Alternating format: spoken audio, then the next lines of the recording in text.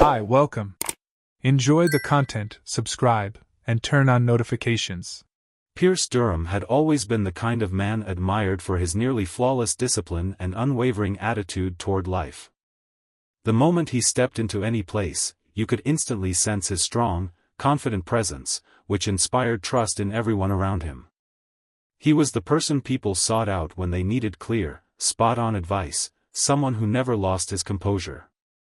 It wasn't about arrogance or pride, but rather the natural result of a lifetime devoted to order, precision, and absolute organization. His work was a perfect reflection of that.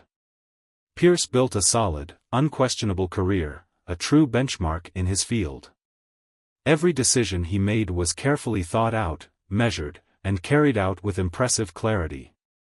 Even co-workers who weren't particularly fond of him had to admit that Pierce Durham was someone to look up to, an unparalleled professional in his area. His personal life seemed to follow that same successful pattern. By his side was Marjorie, his wife for over 2 decades. Marjorie was the perfect example of a dedicated, meticulous, organized, and punctual wife. For years, they both stuck to flawless routines, with set schedules, predictable habits, and an apparently unbreakable harmony. In the eyes of friends and family, they were the model of a rock-solid marriage, an unbeatable pair in daily life. Their daughter Briley, now an adult with a newborn, seemed to confirm the stability of that perfect family. But gradually, something strange began to surface in that carefully built harmony. At first, Pierce barely noticed. They were tiny little delays when Marjorie came home at night, 5 minutes here, 10 minutes there. Whenever he politely asked about it, Marjorie just smiled and said things like, "The gym was busier today," or "I stayed longer to help Briley with the baby." Pierce accepted these explanations without complaint, as he'd never been suspicious or jealous. But as the days passed, those small delays became more frequent, and Pierce started to feel intrigued. Soon, other signs popped up, things that were even harder to ignore. During dinner, Marjorie began leaving her phone face down on the table, something she had never done before. Pierce couldn't shake the uncomfortable feeling slowly growing inside him. For the first time in his life, he felt a twinge of doubt, an unsettling question about the woman he knew so well, or at least he thought he knew. One night, after a quiet, uneasy dinner, Pierce waited for Marjorie to take a shower. Restless and feeling a surge of anxiety that was unlike him, he made a shocking decision. He discreetly grabbed his wife's phone and went through her messages and recent calls. His heart pounded like never before while his trembling fingers searched for any sign that might confirm or deny his suspicions. But what he found was exactly the opposite of what he expected. The phone was completely clean. There were no recent messages or calls or anything suspicious. It looked like it had been meticulously wiped. That exaggerated tidiness only made his anxiety worse. At that moment, Pierce realized he needed to dig deeper to find answers, no matter the cost.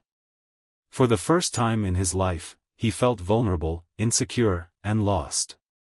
It was as if his perfect world was slowly falling apart piece by piece.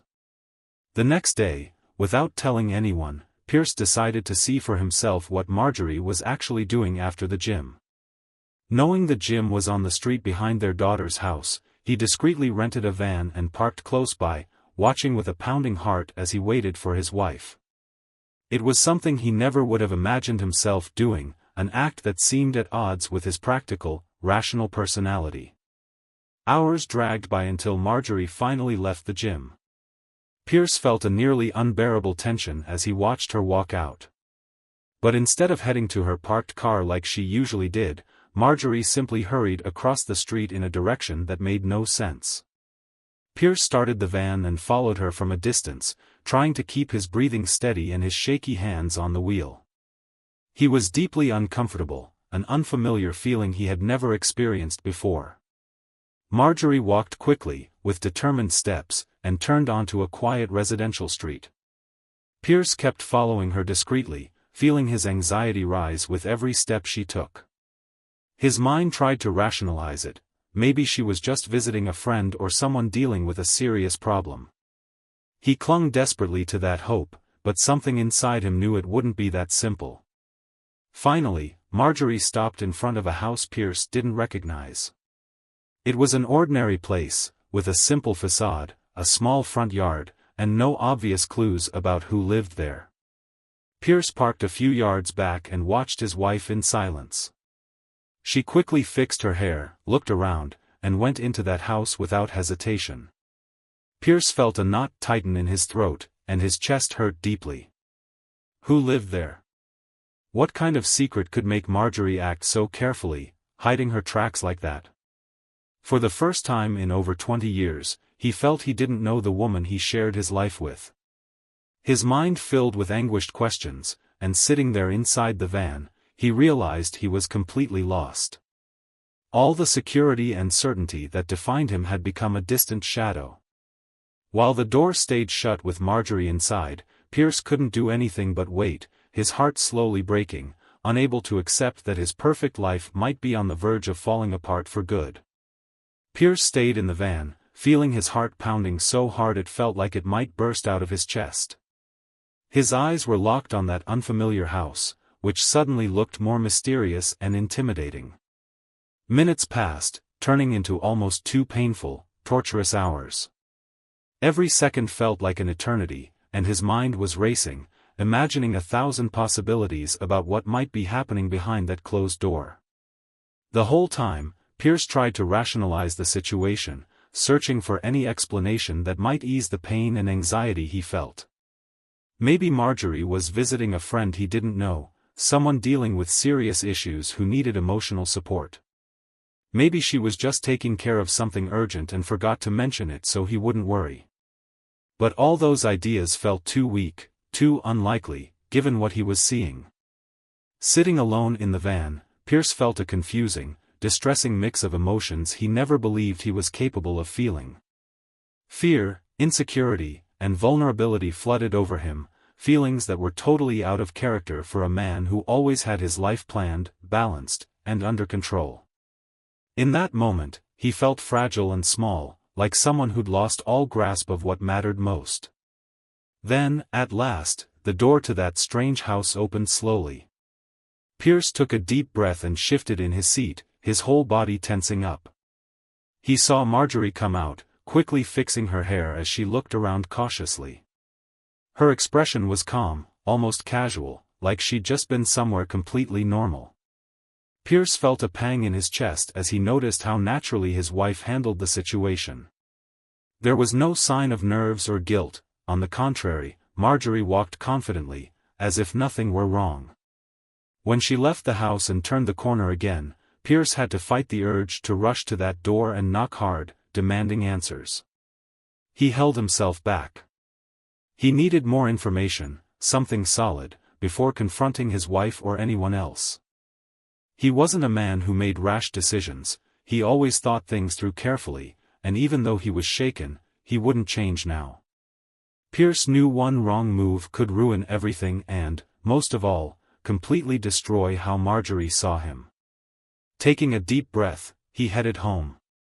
On the drive, moving slowly through the familiar streets, his mind was consumed by difficult questions. Who was in that house? Why would Marjorie hide that visit from him? Why did she act so normal, like it was just another ordinary day? He couldn't figure out where this strange piece fit into the perfect life they'd built. When he got close to home, Pierce parked the van on the back street so nobody would see him. Then he forced himself to act like he always did. He greeted Marjorie calmly, giving her a faint smile, although inside he felt a whirlwind of conflicting emotions. She smiled back, heading for the shower as though everything were fine, humming softly, without suspecting the silent drama unfolding in her husband's heart. That night, Pierce barely slept. He tossed and turned for hours, staring at the ceiling, trying to find a way to unravel the mystery without making things worse. He didn't want to confront Marjorie without proof, knowing she could deny everything and create an even bigger mess. He decided he needed something more concrete before doing anything.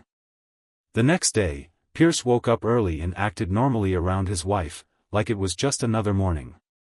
They had breakfast together, and he watched Marjorie's every move, looking for some sign of guilt or anxiety. But again, he found nothing. She seemed calm, confident, and completely at ease, chatting about everyday things, as if nothing was bothering her. Once Marjorie left for work, Pierce felt the tension build inside him again.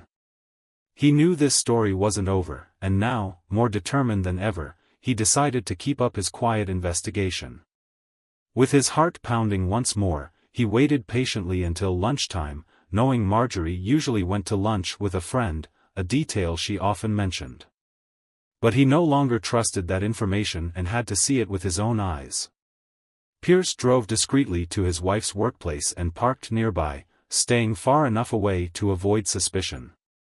His mind was clear and focused, even though he was torn up inside, unsure of what he might find. When he finally saw Marjorie leave the building, a rush of adrenaline spread through his body again.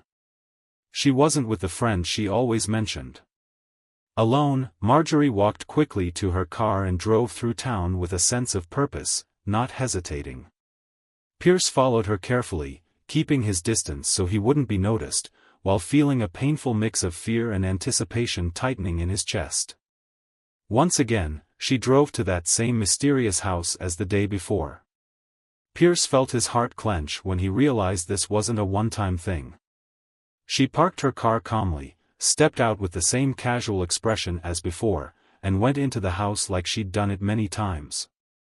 Pierce parked farther away this time, gripping the steering wheel tight as he watched from a distance, trying to absorb this harsh reality. He had no idea who was inside that house or why Marjorie was going there again so soon. All he knew for certain was that his wife was hiding something serious from him, something that could destroy everything they'd built together. He sat there in the car, heart heavy, eyes filling with tears for the first time in years, realizing he was on the brink of a battle he never thought he'd have to face, a painful fight for the truth that might cost him everything he loved most. Pierce stayed there, staring at the door of that mysterious house, feeling an almost unbearable pressure in his chest. He'd been through rough situations before, but nothing compared to the agony of watching the world he knew unravel before his very eyes. He waited anxiously until Marjorie came out again. This time, she stayed inside for less time than the day before, and Pierce watched closely as she hurried out, quickly straightening her dress, then walked back to her car without glancing around. As she left, Pierce's mind filled with dark thoughts. There was no longer room for innocent doubts or simple explanations. He had to confront this situation and look the person in that house in the eye to finally discover what was happening inside. Determined but still shaken, Pierce got out of his car and walked slowly toward the door. Each step felt impossibly heavy, every move requiring a kind of courage he didn't know he had. When he reached the door, he took a deep breath, hesitating for a few seconds, feeling his heart race and his hands shake. Finally, he raised his hand and knocked firmly. The sound echoed through the quiet street, intensifying his anxiety. Seconds later, the door opened slowly, revealing a tall man with a tired look in his eyes, surprised and cautious to find Pierce standing there. Pierce studied this strange man for a few moments, trying to recall if he'd ever seen that face before. Nothing came to mind. The man seemed entirely unfamiliar, a mystery that made no sense in his life or Marjorie's. Tension hung in the air until the stranger finally broke the silence in a calm but steady voice. "Can I help you with something?" Pierce felt his heart tighten again, but he had to keep control. His voice came out harsh and direct, with no beating around the bush. "My wife was here just a bit ago. I want to know what's going on." The man watched him in silence for a few seconds, like he was assessing the impact of that unexpected question. There was something deep in his eyes, something Pierce couldn't pinpoint, but it was obvious he wasn't shocked by this turn of events. After a brief moment, he opened the door a little wider, nodding slightly for Pierce to come in. Pierce followed him, feeling strange, almost like an intruder in that place that felt so disconnected from his reality. The living room was small and simple, with old, worn furniture. A few old photos were hung on the walls, and Pierce felt uneasy that he didn't recognize anyone in them. Sitting on the couch across from the stranger, Pierce noticed how uncomfortable the man looked as he searched for the right words to explain a situation that was clearly complicated. Finally, after a long breath, the man spoke in a low, cautious voice. "My name's Talon Hayes. I'm guessing Marjorie never mentioned me to you, am I right?" Pierce felt a chill run down his spine when he heard that name. Yes, he'd heard about Talon Hayes before, but only in passing. Marjorie had mentioned him once, years ago, as someone who hurt her a lot before she met Pierce. He knew it was a sad chapter of her past, something he respected but never brought up again. Pierce felt a quiet anger begin to boil inside him, along with confusion and sadness. He couldn't understand why, after so many years, Marjorie would go looking for this man. Pierce spoke, voice trembling, still unwilling to believe the situation. Why would she come here after all this time? Did you reach out to her? Talon Hayes shook his head slowly, wearing an expression that seemed part regret and part discomfort. No, I didn't reach out to her. She came to me. She showed up at my door out of the blue after all these years. I was surprised to see her myself. Pierce felt like he'd been punched in the chest. It was too hard to accept that his wife, the woman he believed he knew better than anyone, was doing something like this. His voice was filled with both anger and hurt when he asked again, "And why on earth would she come find you after so long? What do you two have to talk about?" Talon hesitated again. His posture suggested there was more to this, something deeper he wasn't comfortable revealing. There was a heavy look in his eyes, an intense moral conflict, like he was protecting someone or something. "I don't think it's my place to answer that, Pierce. I'm sorry, but that's something you need to discuss directly with her." Pierce took a deep breath, feeling frustrated and angry at that vague reply. The anger rose quickly inside him, but it was clear this man wasn't going to say anything else. Emotionally drained, Pierce stood up from the couch in silence, locking eyes with Talon for a moment before heading to the door. Right before leaving, he turned back and asked in a weary, almost pleading voice, "Just be honest with me.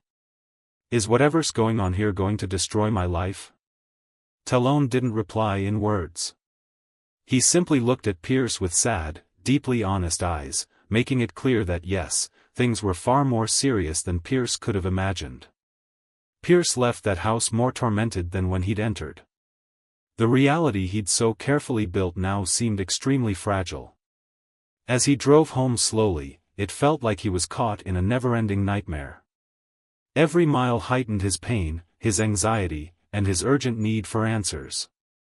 The image of Talon's mysterious expression was burned into his memory, a silent warning that what he was about to discover could completely change everything he believed he knew about his own life. Pierce eventually made it home, feeling like a man adrift in a dark, unknown ocean. Talon's words still echoed in his mind, like ghosts repeating a sinister warning of some painful event to come. The whole drive, he felt a deep emptiness, plagued by questions and the unsettling thought that the life he'd known might never have been real. Everything Pierce Durham had built, every certainty he had about himself and his marriage, now seemed alarmingly fragile. When he arrived, he parked the car and sat there quietly for a few minutes, trying to summon the courage to face Marjorie. He knew the conversation they were about to have was inevitable. Stepping inside, he saw his wife sitting calmly in the living room, reading a magazine as if it were just another evening. She looked up and gave him a casual smile, unaware of the emotional storm raging inside him. He couldn't bring himself to smile back. Instead, he stopped in front of her, hands cold and shaking, staring at her with an intensity Marjorie didn't recognize at first. Her smile slowly faded, replaced by worry and confusion. For the first time, Pierce saw a glimpse of insecurity on her face, as if she instinctively knew this moment would change everything. "Why did you go to that man's house, Marjorie?" Pierce asked, keeping his voice steady, though the pain in it was obvious. Marjorie turned pale right away. Her breathing grew faster, and she looked away, clearly shocked that Pierce knew. She tried to hide her nerves, pretending to be surprised, but he had already seen the truth in her face the moment she froze. "You were there? You talked to him?" she asked, obviously shaken, almost pleading. Pierce nodded silently, never looking away from her. It was like he was searching her face for some clue that might help him make sense of everything. Marjorie seemed cornered, trapped in a lie she couldn't escape anymore. After a heavy silence, Marjorie lowered her eyes and, taking a long, deep breath, accepted that there was no point in keeping this a secret anymore. In a trembling, almost whispery voice, she finally revealed the secret she'd been carrying for more than 2 decades. "Pierce, I went to see him because I had to deal with something very important that I never had the courage to tell you. It's something from my past, something you deserved to know a long time ago, but I hid it out of fear of losing you." Pierce felt his heart beating wildly. Her words sank slowly into his mind, like a painful poison flowing through his entire body. Nearly voiceless, he asked, steeling himself against the agony he could sense coming, "What have you been hiding from me, Marjorie? Tell me everything right now, no more lies." She breathed in shakily, her body trembling, and finally raised her eyes to look straight at him. When she spoke, her voice was so low he could barely hear it, heavy with shame, regret, and profound sadness. "Briley isn't your biological daughter, Pierce. She's Talon Hayes' daughter." Her words hit Pierce so hard that he physically jolted, his whole body trembling. His mind suddenly shut down, unable to take in such a brutal, unexpected revelation. Briley, his beloved daughter, the child he watched grow up, whose first steps he guided, whose life he had shared, wasn't actually his? Everything he'd built, the family he cherished, was now crumbling around him, reduced to the painful shards of a lie that had lasted over 20 years. He had to lean on the armchair to keep from collapsing, the emotional blow was so severe. Marjorie was silently crying, watching her husband suffer in front of her. With a voice barely audible, Pierce asked one more time, as if hoping there had been some horrible mistake, "Why didn't you ever tell me? Why did you let me live this lie for so many years?" Marjorie tried to hold back her tears but couldn't. The words came out in painful bursts, amid sobs that sounded genuine. "When I found out, Briley was already born, and you loved her so much, and she loved you. I couldn't bear to destroy our family. I was afraid you'd leave us and never forgive me. I decided to keep it hidden, thinking that was the best way to protect you and Briley. But the guilt has been with me every single day, Pierce. There hasn't been one day I didn't suffer in silence for deceiving you." Pierce stood there, silent, feeling a storm of anger, sadness, disappointment, and an overwhelming sense of emptiness. He found himself facing an impossible dilemma. He loved Briley with all his heart, but now he had to handle the unbearable sense of betrayal and deceit. It was the pain of losing something he'd never truly had, and that hurt more than anything he'd faced before. He knew then that he could never see Marjorie the same way again.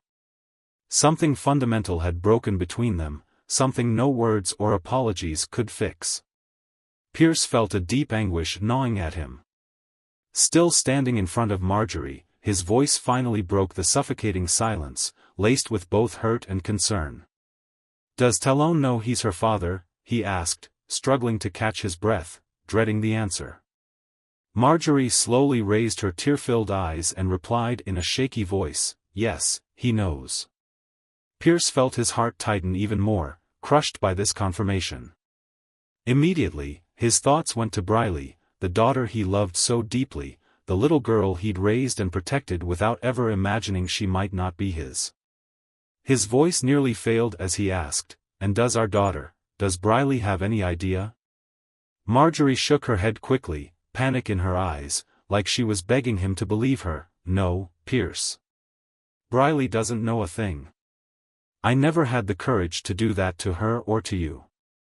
She has no idea."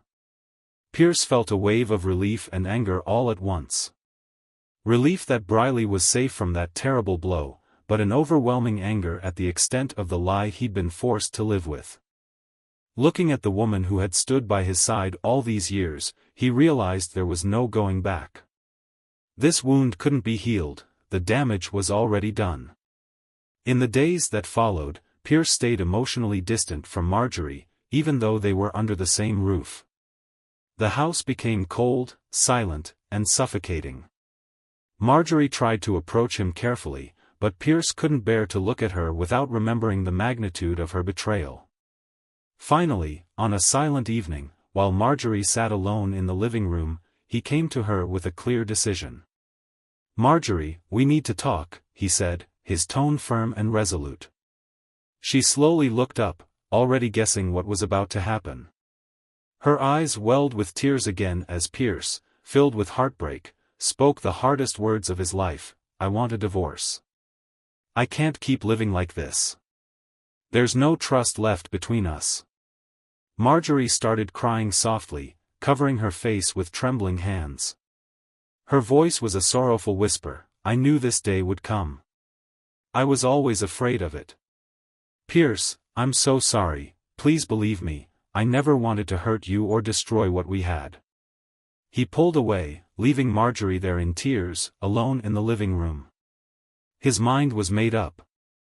In the following days, Pierce remained tormented, consumed by an intense restlessness that refused to leave him.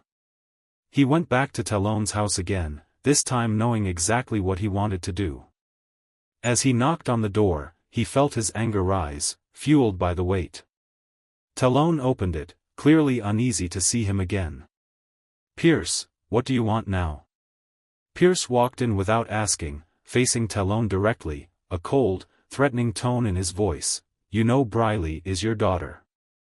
Do you intend to take any responsibility for her or your grandchild?" Talon hesitated a moment but answered without any hint of doubt in his voice, "No. I never wanted kids, Pierce. I never planned on having a family. None of this means anything to me." Pierce took a step forward, getting even closer to Talon's face, speaking with a dark warning in his voice, "Fine. Then hear me clearly, you are never going to breathe a word of this to Briley or anyone else. If you say one single thing, I'll ruin you. Do you understand?" Talon swallowed hard, nodding slowly. Pierce turned and left, feeling a bitter ache in his chest but also a kind of relief at having set clear boundaries. Still feeling restless, Pierce confronted Marjorie one last time before finalizing the separation. Looking her in the eye with a stern, emotional gaze, he said, "You owe me this, Marjorie. Promise me right here and now you'll never tell Briley about any of this. Look me in the eye and promise. After everything you did, that's the least you can give me." Marjorie didn't look away, tears rolling down her sad, grief-stricken face. Her voice was firm, though filled with pain. "I promise, Pierce. I'll never tell her. You have my word." Pierce took a deep breath, adding with an even harsher tone, "Talon won't talk either. But if you ever open your mouth, if you dare say anything to Briley or anyone else, I'll destroy you too, Marjorie. Don't think I'm joking. I won't let our daughter suffer." She nodded slowly, fully realizing there was no room left for mistakes. The divorce was finalized. Marjorie ended up going back to Talon, maybe in search of something from the past she'd never fully lived. But history repeated itself in a cruel twist. A few months later, Marjorie discovered Talon had cheated on her once again. Their already fragile relationship fell apart quickly, leaving her even more hurt. Pierce, meanwhile, moved on with his life, pouring all his love and attention into Briley and his grandchild. He remained fully present in their lives, taking part in every special moment, just like the caring father he'd always been. The silent pain was still there, but he'd learned that some wounds never completely heal. Pierce quietly accepted this bitter reality, thinking to himself, life isn't easy. Sometimes it really beats you down, but you've got to swallow your pride. It doesn't matter what blood says or what lies were built around me, Briley is, and always will be, my daughter. And that was how Pierce Durham decided to keep going, facing the storm with dignity, never letting go of the greatest love in his life, the daughter fate had placed in his arms, and whom he would love until the end of his days. Thank you for watching the video. If you enjoyed it, don't forget to subscribe to the channel and turn on notifications so you won't miss any updates. See you next time.